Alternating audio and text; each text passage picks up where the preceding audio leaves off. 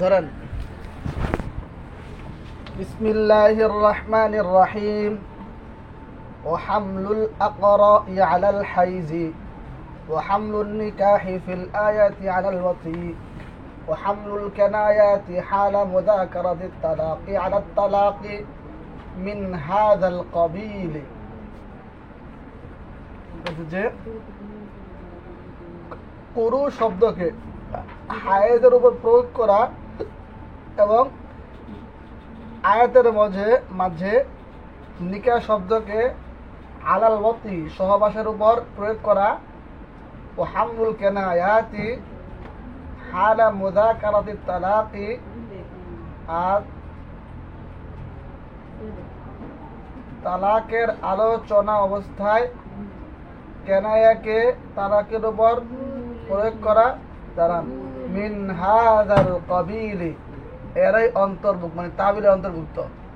মূলত ধরেন পুরু শব্দটা লফজ মুস্তারিক। তো লফজ মুস্তারিক থেকে যে কোনো একটা প্রাধান্য পাইলে ওটাকে বলা হয় কি মুআওয়াল নাকি। তো হায়া আরে পুরু শব্দকে আপনার তুহুর এবং হায়াজ উভয়টা মুস্তারিক, উভয়টার উপর। যখন আমরা হায়াজ ধরলাম তাহলে এটা কি তাবিল। হায়াজ শব্দটা কি হলো, আরে হায়াজ শব্দ কি হলো তাবিল। এটা বলতেছে হামলুল আকরা'i আলাল হাইজি, কুরুকে হায়াজের উপর প্রয়োগ করা।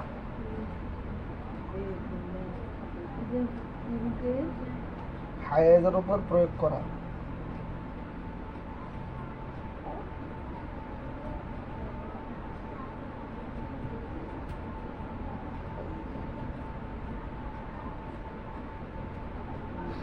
ওয়াহামলুন নিকাহি ফিল আয়াতি, আর আয়াতের মাঝে নিকাহ শব্দকে প্রয়োগ করা আলাল ওয়াতি, অতির উপর।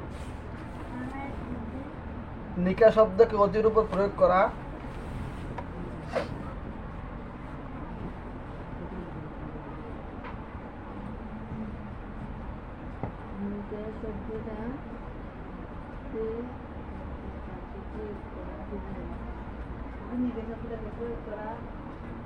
আলাল ওয়াতি সহবাসের উপর।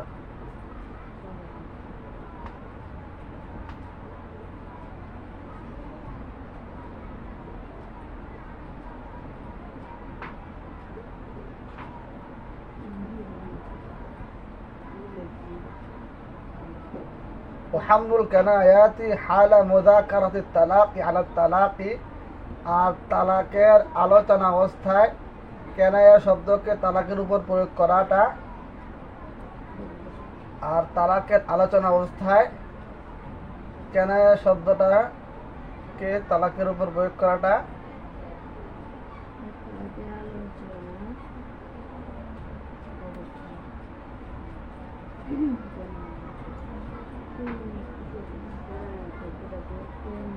কেনায়া শব্দটাকে তালাকের উপর প্রয়োগ করা, মানে তালাকের আলোচনা অবস্থায় কেনায়া শব্দটাকে তালাকের উপর প্রয়োগ করা। কেনায়া মানে কি রে, ইঙ্গিত পূর্ণ। হ্যাঁ, ইঙ্গিত পূর্ণ। যেমন কইল কি কোন স্বামী তার স্ত্রীকে বললো যে বাপের বাড়ি চলে যা, কিন্তু বাপের বাড়ি চলে যা, এর দ্বারা এটা হলো তালাক কেনায়া ইয়া। যে যদি কোনো ব্যক্তি এটা নিয়ে উদ্দেশ্য নেয় যে কিরে তালাক দেওয়া, তাহলে তালাক হয়ে যাবো। বুঝছেন? মিন হাযাল কাবিলি তাবিলের অন্তর্ভুক্ত,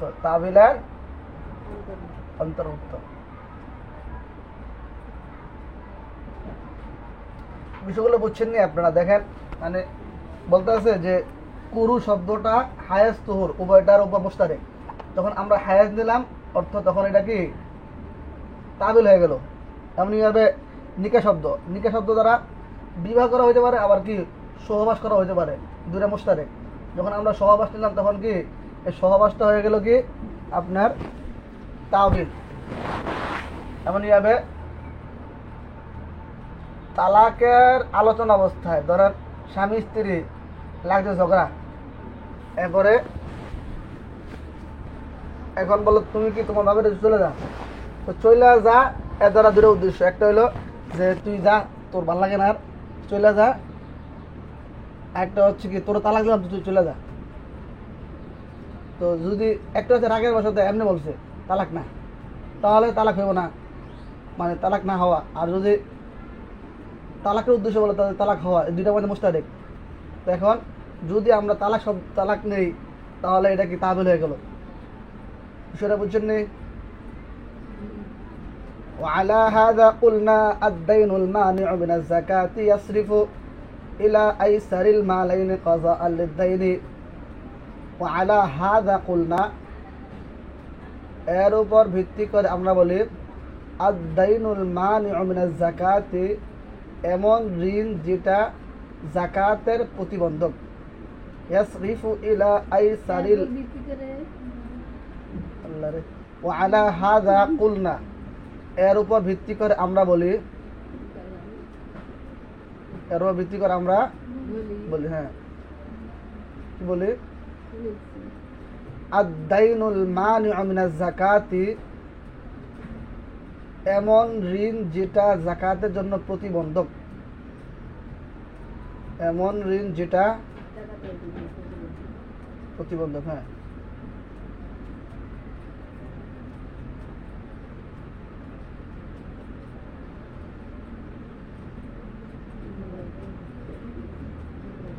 ইয়াসরিফু ইলা আইসারিল মালাইনে, তাহলে কযাআল লিদ-দাইন, যে ঋণ পরিশোধ করার জন্য দুই সম্পদের মধ্যে যেটা অধিকতর সহজ সেটার দিকে ফিরবে, সেটার দিকে ফিরবে। দুই সম্পদের মধ্যে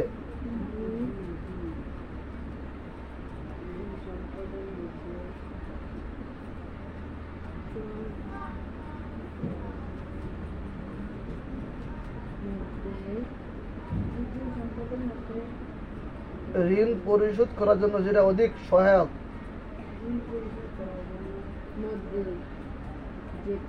মধ্যে জন্য, ঋণ পরিশোধ করার জন্য।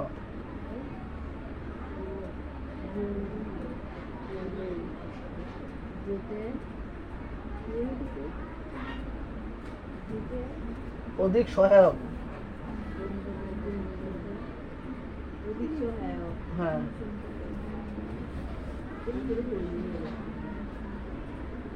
দেখছেন?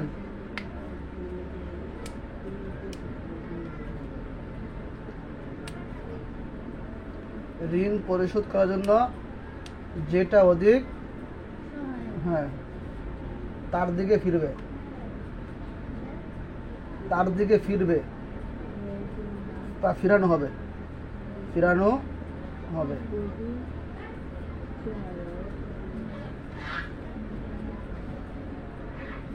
মানে কি, মানে হচ্ছে ধরেন যাকাতের বিভিন্ন নেশাব আছে, হ্যাঁ ধরেন দিনার, দিরহাম, এগুলো একটা নেশাব আছে। এবারে ধরেন আপনার পশুরও যে যদি এই পরিমাণ ছাগল হয়, 200 ছাগল হয় তাহলে একটা ছাগল দান করতে হয়, যদি আপনার 5টা উটনি হয় তাহলে একটা দান করতে হয়, যদি আপনার 25টা গরু হয় তাহলে একটা দান করতে হয়, এরকম জাকাত আছে। তো যদি এরকম থাকে, অনেক এক ব্যক্তির কিরে স্বর্ণ মুদ্রার জাকাত মানে নেশাব আছে, আবার তার গরু ছাগলের নেশাব আছে, তার 2টা নেশাব আছে, মানে তার এই পরিমাণ গরু আছে যে ওই গরুর থেকে ওকে জাকাত দিতে হয়, আবার এই পরিমাণ সম্পদও আছে, টাকাও আছে, যে পরিমাণ সম্পদের কারণেও জাকাত দিতে হয়, আবার তার ঋণও আছে। তো এমত অবস্থায় কি করবে, আগে ঋণটা পরিশোধ করবে। তো ঋণটা পরিশোধ করার জন্য কোন মালটা নেবে, পশু দিবে নাকি টাকা দিবে? বলতে যেহেতু সাধারণত টাকার মাধ্যমে ঋণ পরিশোধ করা সহজ, এখানে আগে টাকাটা নিবে। টাকার মাধ্যমে যদি ঋণ পরিশোধ হয়ে যায় তাহলে তার আর পশুর দরকার নাই, সুতরাং ওই পশুর দ্বারা কি করবে, সে জাকাত দিবে। ঋণ দিবে হচ্ছে টাকার মাধ্যমে, আর পশুর নেশা থাকলে ওই পশুর মাধ্যমে জাকাত দিবে। আর যদি এরকম হয় যে ওই টাকার মাধ্যমে, অর্থের মাধ্যমেও সে ঋণ পরিশোধ করতে পারে নাই এখনো, তার আরও ঋণ আছে, তাহলে সে কী করবে, পশুর মাধ্যমে, মানে পশু নিজে হয়তো দিয়ে দিবে, বিক্রি করে কী করবে, তার ঋণ পরিশোধ করবে, এটা বলতে আছে। وصر محمد على هذا فقال إذا تزوج امرأة على نصاب وله نصاب من الغنم ونصاب من الدراهم يصرف الدين إلى الدراهم حتى لو حال عليهما الحول تجب الزكاة عنده في نصاب الغنم ولا تجب في الدراهم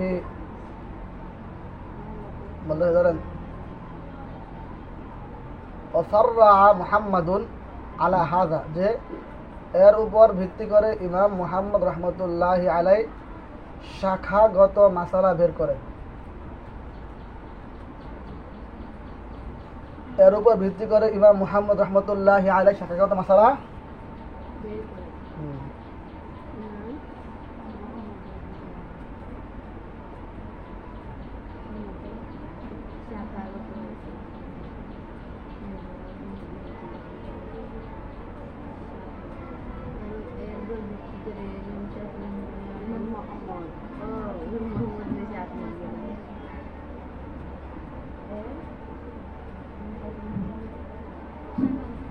শাখাগত মাসালা কি করেন?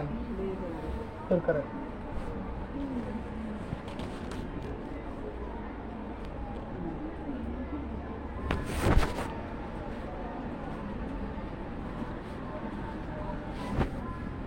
দেখছেন নি?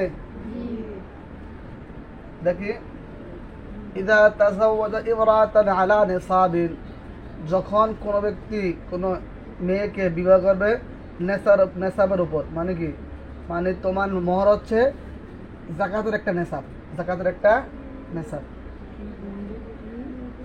ইদা তাযাওয়াজা ইমরাতান আলা নিসাবিন, যখন কোনো মহিলাকে বিবাহ করবে নেসাবের উপর,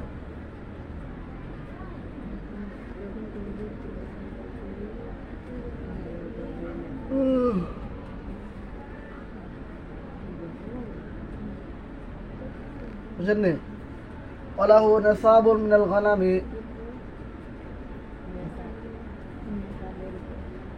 ওয়ালাহু আর তার রয়েছে নিসাবুন মিনাল গানামি, ছাগলের একটি নেসাব। ছাগলের নেসাব কি? 40 ছাগলের একটা দিতে হয়। হ্যাঁ, ওয়ালাহু নিসাবুন মিনাল গানামি, তার ছাগলের একটি নেসাব রয়েছে।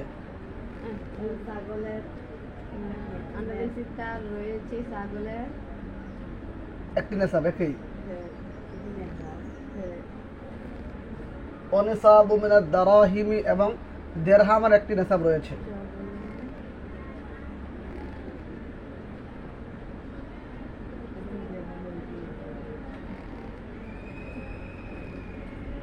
তাহলে ইউসরাফুদ দাইরু ইলা দারাহিমি ওয়া ইয়াসরিফুদ দাইরু ইলা দারাহিমি, ঋণটা ফিরবে দিরহামের দিকে। ঋণটা কোন দিকে ফিরবে? দিরহামের দিকে।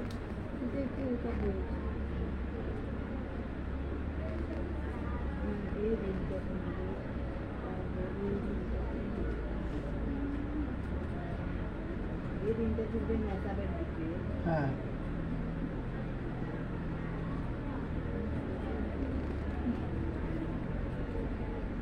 মানে দেখেন, বিবাহের মধ্যে যে মোহরটা আছে, মোহরটার পক্ষে স্ত্রী। তো যখন বললো যে এই যে আমার সম্পদ আছে এর মধ্যে একটা নেশাব তোমার মোহর, তাহলে এখন কি হলো, যে কোনো একটা কি স্ত্রী হয়ে গেছে না? তাহলে কোনটা হয়েছে? বলতে যে এখানে যেহেতু দেরহাম আছে আবার ছাগল আছে, তাহলে আর স্ত্রীর যেই মোহরটা এটা মূলত সে ঋণী আছে স্ত্রীর কাছে, তাহলে এই কারণে করতে হবে যে তার ঋণটা পরিশোধ করতে হবে। কিসের মাধ্যমে? যেটা সহজ, সেটা হচ্ছে কি দেরহাম। সুতরাং এখন ধরা হবে দেরহামের মালিক মূলত কে? এই স্ত্রী, কিন্তু সে তাকে এখনো দিচ্ছে না, তাহলে এটা কি তার জন্য ঋণ হয়ে গেল। আর ঋণের উপর কি আসে না? যাকাত আসে না। এটা বলতেছে হাত্তা লাউ হালা আলাইহিমাল হাউলু। হ্যাঁ, থেকে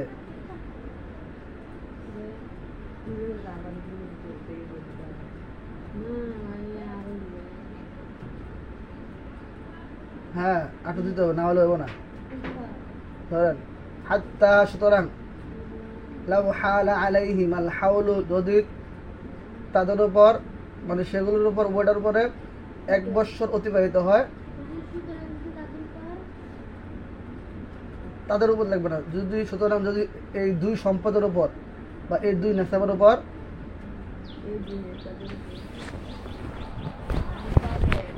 হ্যাঁ, সুতরাং যদি এই দুই নেশাবের উপর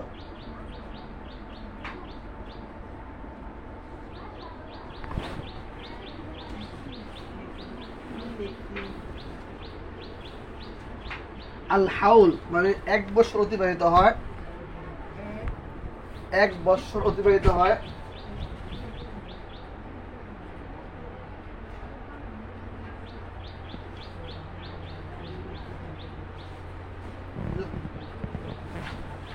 লেখেননি? হ্যাঁ, তাজিবু যাকাতু ইনদাহু ফি নিসাবিল গানাম, তাহলে ইমাম মুহাম্মদ রাহমাতুল্লাহি আলাইহির মতে ছাগলের নেসাবের ক্ষেত্রে যাকাত ওয়াজিব হবে। ইমাম মুহাম্মদ রাহমাতুল্লাহি আলাইহির মতে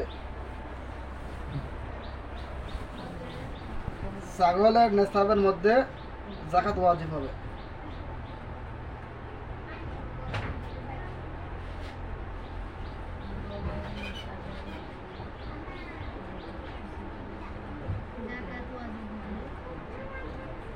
ওয়ালা তাজিবু ফি দারাহিমি, আর দিরহামের ক্ষেত্রে যাকাত ওয়াজিব হবে না। ওয়ালা তাজিবু ফি দারাহিমি, আর দিরহামের ক্ষেত্রে যাকাত ওয়াজিব হবে না।